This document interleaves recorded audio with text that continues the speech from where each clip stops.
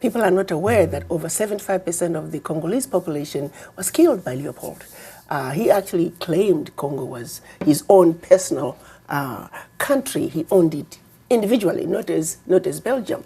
So you call Leopold and say, hey, we got a problem here.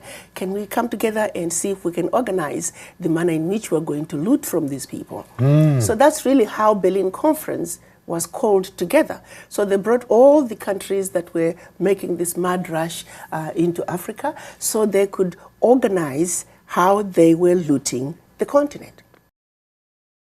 Hello viewers, welcome to my channel Uncut Africa Live, a channel that brings you insight of African politics. I'm always your guy, De-Graft Amoako. I want us to watch this interview from Dr. Arikana Chihumbori Quao and Dennis Holy. I will be back.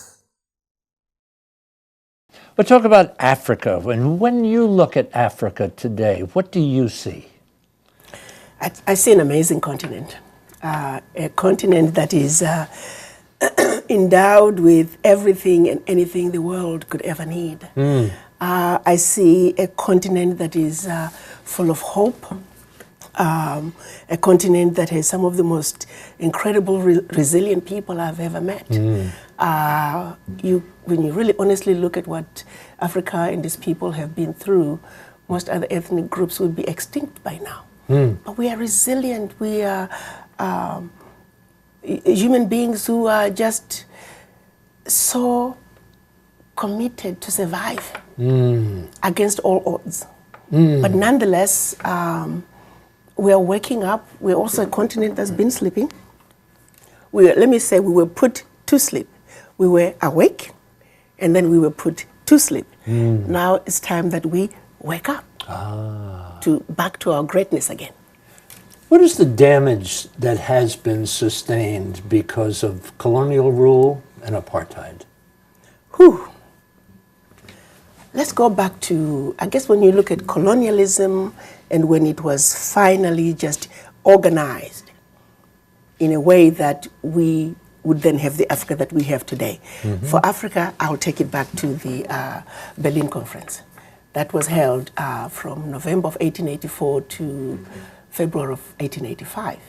As you know, most people don't realize that the European nations were just haphazardly going into Africa and just stealing from the local people, and pretty soon they started stealing. The British would steal from the French, and the French would steal from the Spaniards, and pretty soon they were fighting each other. So the then Chancellor of Germany, Bismarck, in his efforts to prevent the European war on the African soil, he reached out to his sidekick, King Leopold of Belgium. And at that time, as you know, Belgium, King Leopold was wreaking havoc in the Congo. That over 75% of the Congolese population was killed by Leopold. He actually claimed Congo was his own personal country. He owned it individually, not as Belgium. So you call Leopold and say, hey, we got a problem here. Can we come together and see if we can organize the manner in which we're going to loot from these people? So that's really how Berlin Conference was called together. So they brought all the countries that were making this mad rush into Africa so they could organize how they were looting the continent. So really, the Berlin Conference was not called for in order to make Africa better, but rather to see to it that they organize themselves so they can effectively exploit the Africans and also make sure that the continent and its people are forever defeated and dominated. Does the looting go on today? Oh, yes. The looting continues, but it has put on different clothes. Now, there's something else they did during the Berlin Conference. Because remember, after they had traveled around the continent, found some of the most powerful kingdoms with well-established educational and religious systems. I mean, the African people are just resilient. When you get to know the Africans, you understand the African spirit. And they knew that if they continued the same way they were going, they would never defeat the Africans.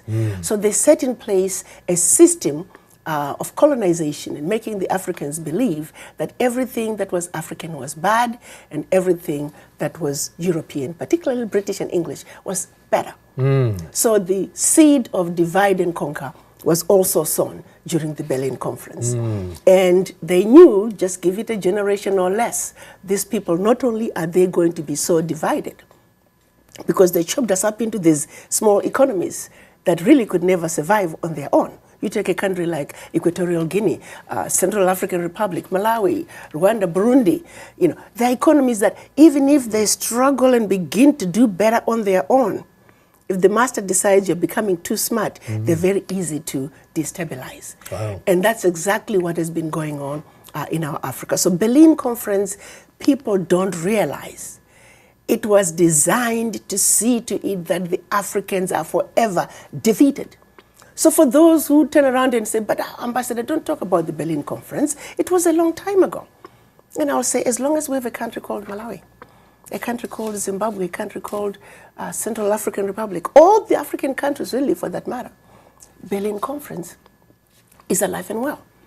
Because that which they set out to do 123, 24 years ago, it's still in place. Nothing has changed. So how can they say Berlin Conference is a thing of history, don't talk about it? No, what's really sad and what should disgust the world is to say this policy was put in place 123 years ago and it is still in place and nothing has changed. But what's really worse is when you look at what France did to the Francophone countries in 1958, when they were living, quote unquote, leaving the continent. They gave the Francophone countries two choices. You can be independent with some affiliations to France, or you can be independent with no affiliations to France. Well, Guinea and Mali said, we're done with you, France, goodbye, leave us alone. That's how we had the first ever known union of any African states. They went into those two countries, took everything that they thought they had brought to them. History tells us they even took the last cup, teaspoon, chair, and proceeded to pour concrete into the sewage pipes, completely devastating the two economies, simply because they refused to be affiliated to France. But what they, and also the Sékou Touré, then president of Guinea at that time, he looked at the pact that France was making the Francophone countries sign. It was called the Pact for the Continuation of Colonization. He refused to sign it. How many countries in Africa? Now we are sitting at 14 Francophone countries that are still held on to this pact. So in the 50-some countries in Africa altogether, were they all colonized? Yes. By different countries? Different countries? The majority of the countries went to France, yes, Britain, we have Portuguese, we have Spanish, and those are the main ones. We used the word looting before. Yes. The looting continues to this day? To this day, it continues, but it has a different name. So tell me what the name is. Well, the exploitation of Africa continues. Again, let me go back to the Pact for the Continuation of Colonization, which is the biggest one. The Francophone countries were told because we brought you the idea that you can sit at a table and eat with a fork and knife, we brought you tea, we built some roads and told you about going to school, we're going to call that colonial debt. So there's a fee for that and you need to pay for it. They were also told that you must speak French as your official language, and it must be your language of instruction in schools, and we will be the one to design your educational system. And then also, your money, 85% of your bank reserves, you will keep them, you'll deposit them with the French bank, and we will take that money and invest it in the French stock market, but we don't have to tell you what the returns are on your money. So collectively, all the Francophone countries that signed that pact, their funds, the 85% of their bank reserves, are invested under French name. About 50 countries, a little bit more, 50 countries? 55. 55. Population of Africa? 1.27 billion. 1.27 billion people. Give me a couple of success stories. Success stories, we are having increased rates of literacy. We have many African countries that are increasing their GDPs. 6 of the top 10 fastest growing economies in the world are in Africa. So there's a lot of good news coming out of Africa. But again, because of this same strategy of branding Africa as a diseased and dying continent, where people are constantly at war with each other, people are not seeing the good news out of Africa. So what are the myths? What are the myths about Africa? Just name 3 things that we should get in our minds that when Africa is in the conversation or Africa is in the news, that we should be thinking about. 3 myths. 1, Africa is the richest continent on earth by far. Hello? Yes, no continent comes even close. 1. 2, we are all Africans because life began in Africa. Life as we know it, I can tell you, my brother, right now, you do your DNA testing, I can tell you a good 50% of you is African. We are all Africans. And thirdly, Proud to be. Thank you. And then thirdly, I want everybody to know about the wonderful news coming out of Africa. Remember we were talking about the Berlin Conference, how we were designed to fail through these little countries we were divided up? Well, guess what? Game is over. April this year, we saw our leaders come together and signing the African Continental Free Trade Agreement. Yes. Yes, so we have 50 countries that have already signed, and we're going through the process of ratifications. We only need 22 of the 50 to ratify. Already we have 10 ratifications deposited with the African Union. So free trade agreement in Africa. In Africa. For African countries. We're going to negotiate as one bloc.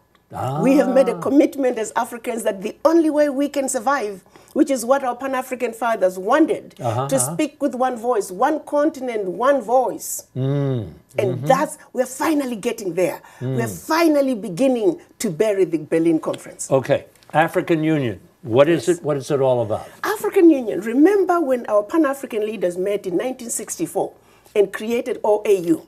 It was during that wonderful Organization of African Unity. That's when Kwame Nkrumah proclaimed Africa was for the Africans and African Union now.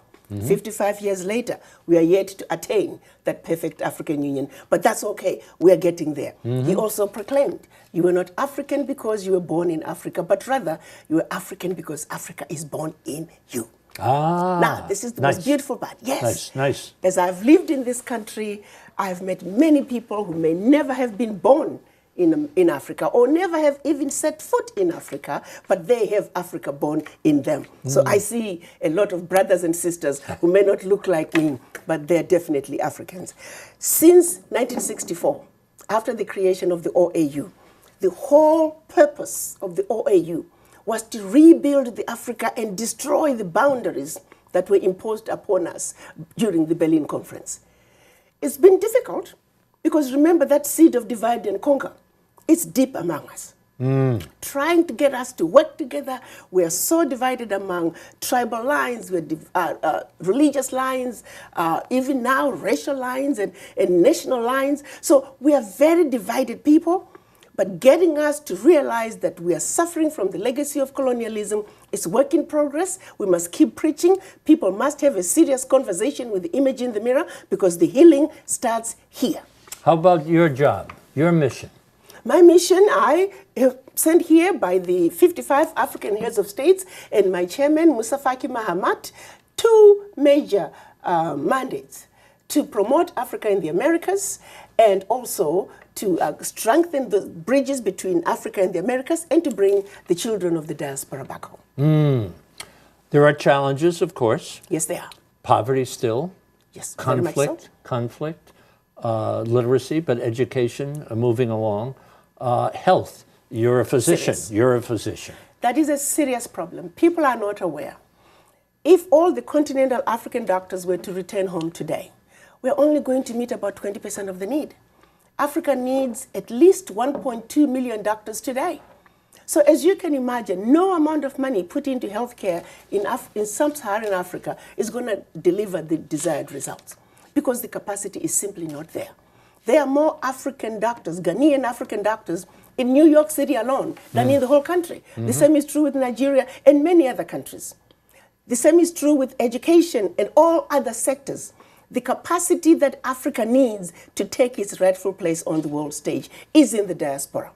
And this is because of the brain drain. Brain drain. And the brain drain goes back to starting with the ones that came across the Atlantic in shackles, followed by the ones who came across the Atlantic in search of greener pastures. The result is the only ingredient that is missing for Africa to move forward are its children. So that is why the African heads of states and the African Union Commission are committed to see to it that we repatriate, we reverse the brain drain. This is a heavy-duty sentence that I've picked up in some of your interviews, past interviews. It's not easy being a black person on earth. It is not. Can you talk about that, please? In my own humble opinion, I like to say the most endangered species on earth is the black man, followed by the black woman right above them. It doesn't matter. You just have to be. You simply just have to be. I can tell you one experience I had not even long ago.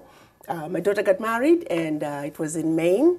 And after the wedding, the wedding party wanted to go to a nightclub. Now, the only black people were my son, my daughter, and another guest, another young black girl. Anyway, and the rest, she married a white guy, so the wedding party was his friends from high school and college. Well, the young kids were already drunk, so when they were trying to get into the nightclub, there were about 15 of them, and the police were called. But my daughter heard them say, and my son is very tall. And so there's a tall black guy and a young lady in a pink dress. They were the only two black people. Mm. And when the police came, they wanted to talk to those two. But the question is, they're all here. So fortunately, one of the bridesmaid, she's a newly graduated Harvard lawyer. Mm. And she walked right up to the police and say, I want you to know I'm a Harvard lawyer. I have you. I'm recording you. Go right ahead. So the police completely changed their demeanor. Sure. But what was called in were the two black people. Sure. They were not even drunk. It's the rest of the party that was drunk. But so you don't have to do anything. Sometimes you just have to be. Yeah. Just be yourself and you're in trouble. But really what gets me mad is, even on the continent, we get abused on our own land simply because of the color of our skin. Mm. So it's really something that I would like for people to stop and think about.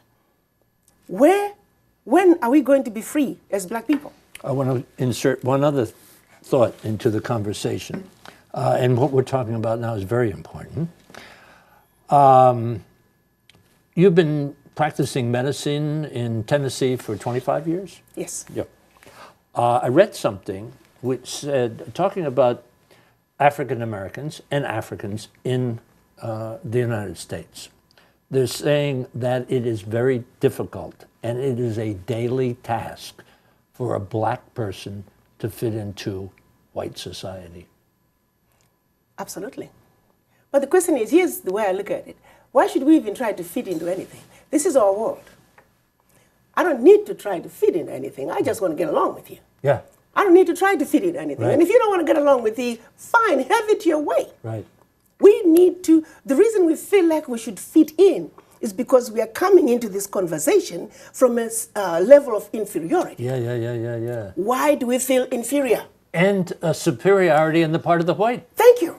So we're coming in feeling inferior, they're coming in feeling superior. There is no conversation between white and black. Mm. That needs to be addressed, and we must pull this bull by the horns. As black people, we need to move up and realize that we're just as good as anybody else, and the white people need to get off their high horses and come down. So we can have a real meaningful conversation, much needed conversation. And that's part of why I am here, because I realize there's so much misunderstanding between Africans do not understand the Americans. The Americans do not understand the Africans. It gets in the way of trade. If you look at AGOA implementation, that simple legislation that is meant to help African businesses, we're not benefiting from it because when the African businesses hear about doing business in America, America is so hard. No, honey, it may be a lot of papers, but all you gotta do is cross every T and dot every I, one page at a time, and you'll get it done. But because it's America, There's a wall that falls, and it's difficult. You're representing the African Union in the United States. Correct. On a scale of 0 to 10, what's the relationship between Africa and the United States? I can honestly tell you right now, and I'm preaching whenever I have an audience to preach, America is still the most preferred trading partner by Africa. Mm-hmm. But my biggest fear right now, I see America slowly losing its place. I often say... Its place where? In Africa, in terms of being preferred. Because America is still... On a scale of 0 to 10? On a scale of 0 to 10, America is still number one. Well, that's the desire, but how would you say the relationship is between the two countries? Number one? It's still good. That's what I'm saying. So caution is to say, America, in order for you to maintain your position, this game is a new game. You need to call for timeout. You need to re-strategize. President Trump is a businessman. Yes. How do you sell a businessman on the importance of Africa? Well, I think President Trump is a businessman who likes to negotiate, and he wants to always end up with the upper hand, and I don't blame him. That's why Americans appointed him.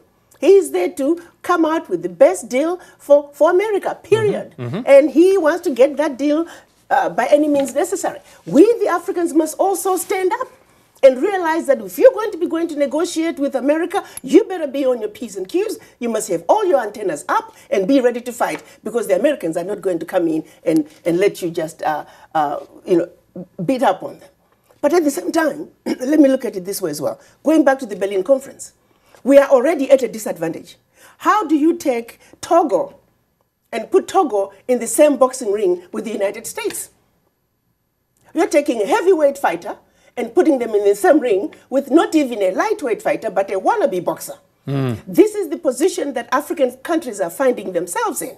They are not heavyweights. These are little boys who are constantly being put in the same heavyweight boxing ring with the big boys.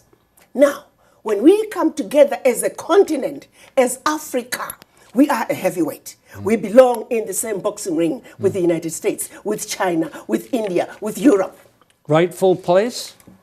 Going for the rightful place. Rightful place, because right now we vacated that place and others have been taking that place. Game is up. Africa must take its rightful place as one continent, one heart, one voice. Will we see a new Africa? It's going to happen. Absolutely. It's on the way. I was talking to my chairman just last week. He told me January we'll have all the ratifications we need, and the African Continental Free Trade Agreement is moving, it's steaming right ahead. And the children of Africa are going to speak with one voice, and our Pan-African fathers from 1964, wherever they are in their graves, they are doing flips, because finally Africa is going to be whole again. So you have hope? Very much so. That's all we got. What are we missing? The understanding and appreciation of Africa and its people. What's the biggest lesson you've learned in your life? The biggest lesson I've learned in my life is that love conquers all. Mm-hmm. And that if we can just love each other and accept each other as humanity, regardless of the color of your skin, because this really is, the color of your skin is nothing. At the end of the day, we are one. So if we can just learn to love and respect and appreciate each other, this world is an amazing place. So when we look at the news, television, or hear it on radio, or pick up a newspaper, one thought you want us to take. One thought. Africa is an amazing continent. And everything that you have heard, read, negative about Africa, it is all false. Take another look at Africa with a clean eye. Take another look at Africa with a clean eye. Absolutely. Lovely. Madam Ambassador, thank you so much for the education. Dr. Arikana Chihumbori Quao has been a mother for Africa, because wherever she goes, she is very patriotic, and she has been defending Africa on every platform that I have watched her. And if we are going to get majority of Africans practicing the same thing, Africa should have developed long time ago. when she was talking, she mentioned of some indoctrination that has been done to Africans, and that was how we have been indoctrinated to think that anything white is superior than anything black, and that has had an effect on Africans. And I can vouch for that particular pronouns that she made. It's very true, and it is still affecting the way some Africans think, because recently I can tell you majority of Africans that travels to Europe in the name of seeking for greener pasture is not really them going to seek for greener pasture. Most of Africans has been indoctrinated to think that living in Europe or living in America is a way of civilization. Yeah, if you live in Europe or you live in America, you will be automatically civilized, and it is viewed in most of Africans' homes as an upgrade in life standard. That is how it is. It is being viewed in most of African families as an upgrade of a life standard. So someone can make it in, let's say, Ghana. I'm in Ghana, so let me use Ghana as an example. Someone can make it financially in Ghana here. He will build his own house. He will be having a couple of business that provide him with good profits. But whenever he get the opportunity to travel out there, to go and do even a manual job, that won't fetch him the money that he's making now in Ghana. He would rather take that opportunity to travel out there to go and do the manual jobs than countering on his success in Ghana business-wise to make more money. Because majority think traveling makes you look cool. Traveling is identified as a way of upgrading your civility, or you being civilized, because they think, I'm not arguing that traveling is a bad idea, but most of our people don't just travel to go and learn, but they just want to have the feel of being tagged as they are civilized because they have traveled out there.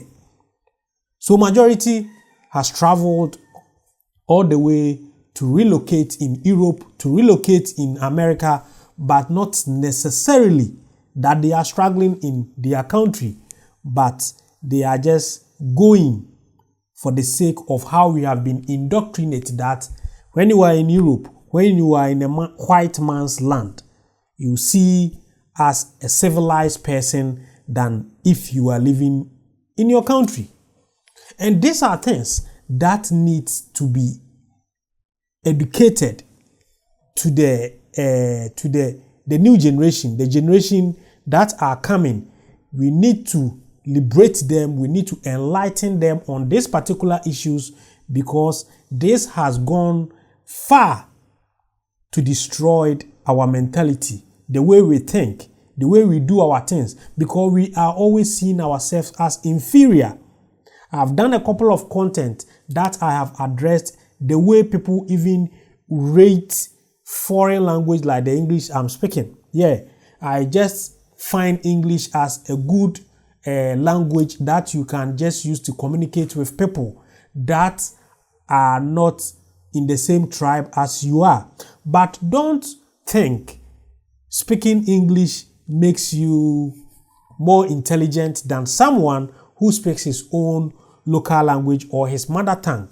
And many Africans, in many African countries, this is how they see it. When they see someone speaking well English, they identify you as an intelligent person. But then when they see someone who is not well versed with English language, they think you are unintelligent. And these are all things that need to be stopped. Few years ago, anytime a Ghanaian wears African clothes, it used to be viewed as an illiterate or someone who is not civilized. But today, that thing has been kept. Now, people find it very proud to wear African print. People find it proud to wear kentes for their wedding ceremony. And as we are moving forward, all these things need to be addressed, and we need to educate ourselves about all these things. And I know few years to come or few centuries to come, most Africans are going to wake up and realize that appreciating your culture, appreciating your tradition, appreciating your language is the way to go. It makes you feel proud, and it also don't make you feel inferior. That is how the world is going. This woman has addressed a lot of issues that are affecting Africa and how powerful we are. And I know those who watched it, who understood whatever she was saying. Maybe some will have issues with her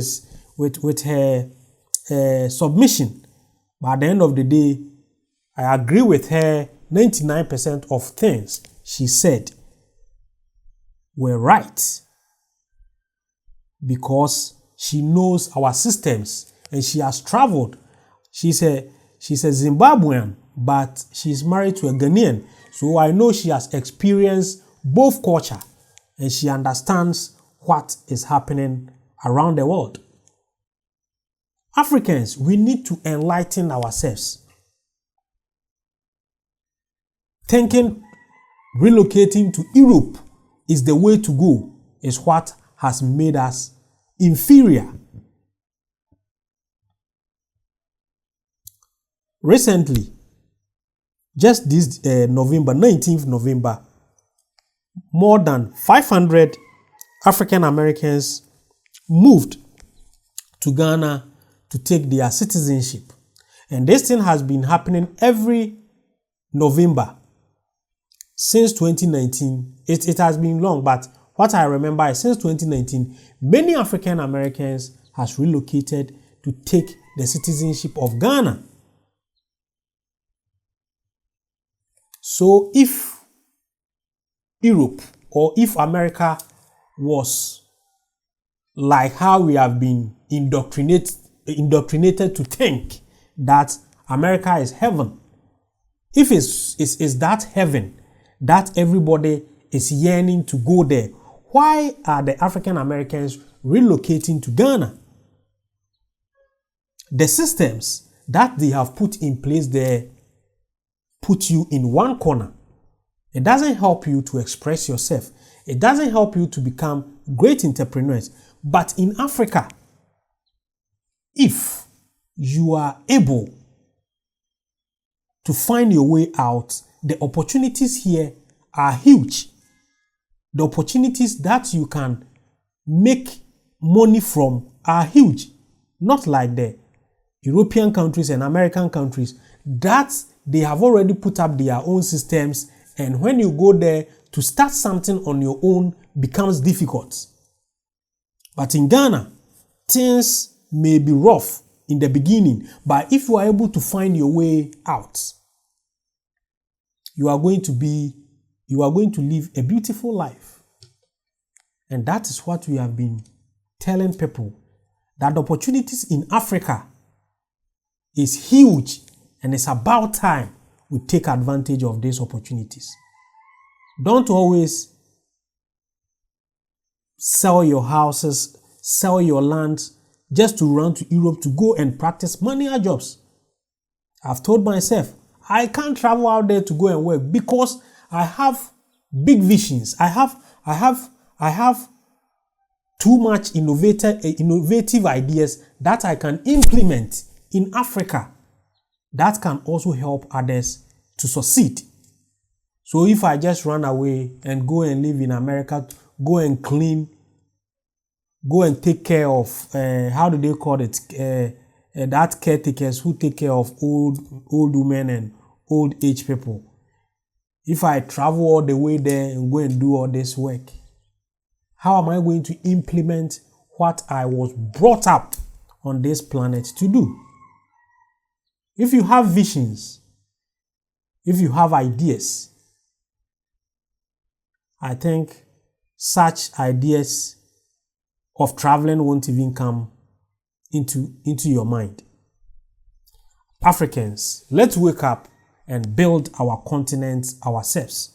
Don't let the foreigners come in and buy all our lands, come and take the good part of our country and make money out of it. And later, we come here to complain that we are sat down for them to take our land, whilst we are rather running away to that place. Let's be serious and let's wake up so that we can build a great future for our family. Please, you can go to my description box, click on the Telegram link. It will take you to my platform.